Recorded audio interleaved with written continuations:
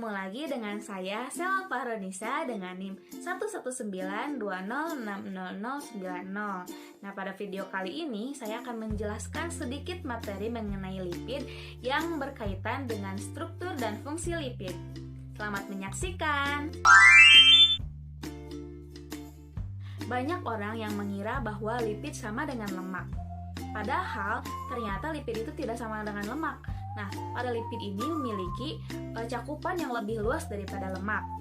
Jadi apa itu lipid? Nah, lipid ini merupakan senyawa organik nonpolar sehingga mereka bersifat hidrofobik atau tidak dapat larut di dalam air. Nah, ada beberapa senyawa yang dapat digolongkan ke dalam lipid, namun yang akan saya bahas kali ini hanya 3 kelompok utama, yaitu lemak, yang kedua yaitu fosfolipid, dan yang ketiga yaitu steroid. Nah, yang pertama yaitu lemak. Teman-teman pasti udah pada nggak asing kan ngedengar kata lemak? Nah, jadi lemak itu merupakan zat yang terbentuk akibat kelebihan kalori di dalam tubuh. Nah, semua lemak yang terdapat di dalam tubuh kita ini terdiri dari sel-sel lemak yang disebut dengan adiposit. Nah, di dalam adiposit ini terdiri dari molekul-molekul lemak yang disebut dengan trigliserida. Nah, dan trigliserida ini masih dapat dipecah kembali menjadi molekul-molekul yang lebih kecil, yaitu gliserol dan 3 buah asam lemak. Berbicara mengenai asam lemak, sebenarnya teman-teman tahu nggak sih apa itu asam lemak? Nah, asam lemak ini merupakan komponen lipid yang paling sederhana. Ia hanya berupa rantai hidrokarbon yang memiliki gugus karboksil pada salah satu ujungnya. Nah, asam lemak ini memiliki berbagai variasi bentuk loh.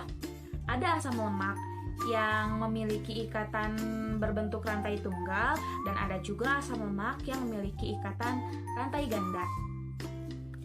Jika dilihat lagi lebih teliti, sebenarnya asam lemak yang seluruh ikatannya berupa rantai tunggal memiliki 2 atom hidrogen yang memenuhi setiap atom karbonnya, sehingga kelompok ini disebut dengan asam lemak jenuh.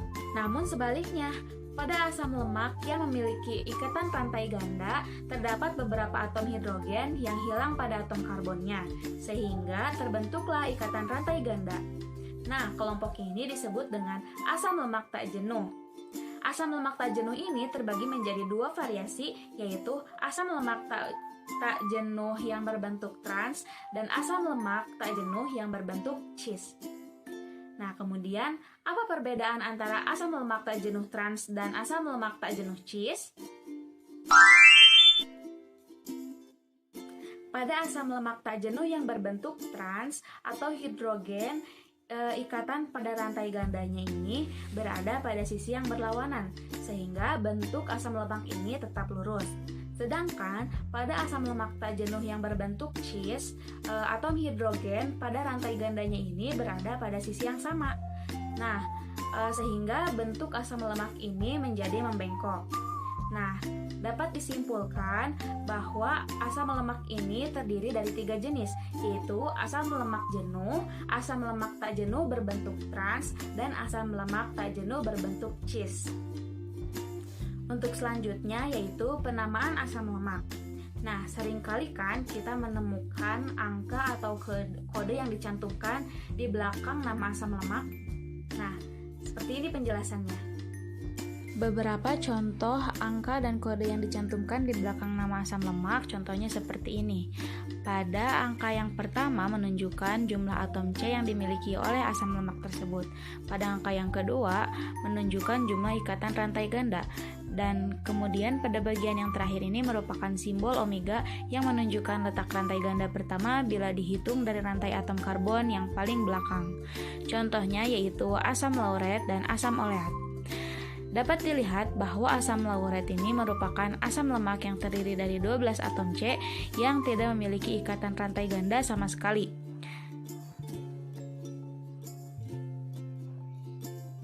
Selanjutnya, pada asam oleat ini terdiri dari 18 buah atom C yang memiliki sebuah rantai ganda dan termasuk ke dalam kelompok omega 9. Artinya, ikatan rantai ganda yang pertama ini terletak pada atom C nomor 9. Untuk yang kedua yaitu fosfolipid.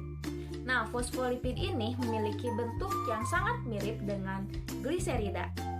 Jika trigliserida ini terdiri dari gliserol dan 3 asam lemak, maka fosfolipid ini terdiri dari gliserol dan 2 asam lemak ditambah dengan gugus fosfat. Nah, molekul fosfolipid ini terdiri dari 2 bagian, yaitu bagian kepala dan bagian ekor, di mana keduanya itu memiliki sifat yang berlawanan. Pada bagian kepala, fosfolipid ini bersifat hidrofilik sehingga suka mendekati air. Nah, pada bagian ekor, fosfolipid ini bersifat hidrofobik sehingga ia akan menjauhi air. Karena sifatnya yang unik ini, jika fosfolipid dimasukkan ke dalam air, maka akan membentuk pola tertentu. Apabila fosfolipid dimasukkan ke dalam air, maka akan membentuk lingkaran di mana pada bagian kepalanya akan berada di luar yang berkontak langsung dengan air, sedangkan bagian ekornya akan bersembunyi di dalam untuk menghindari air. Kemudian yang ketiga ada steroid. Nah, steroid ini memiliki bentuk yang berbeda di antara bentuk-bentuk sebelumnya, di mana steroid ini memiliki bentuk yang cenderung membulat. Lalu, apa itu steroid?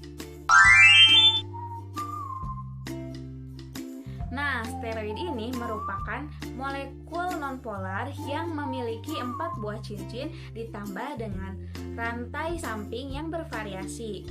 Nah, contoh steroid yang sering kita jumpai di dalam tubuh kita, contohnya yaitu kolesterol. Nah, kolesterol ini merupakan steroid yang paling dasar yang dapat diubah menjadi steroid lainnya seperti berbagai hormon kelamin, misalnya progesteron, testosteron, kortisol, estradiol, dan garam empedu.